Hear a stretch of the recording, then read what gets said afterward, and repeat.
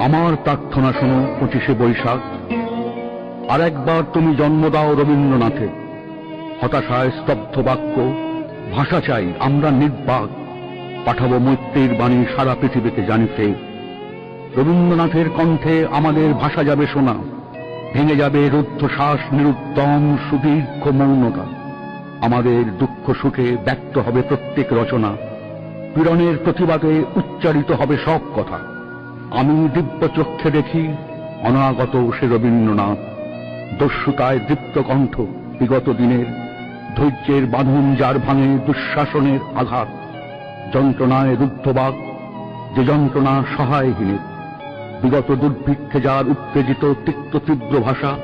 মৃত্যুতে ব্যথিত আর লোভের বিরুদ্ধে খরধার।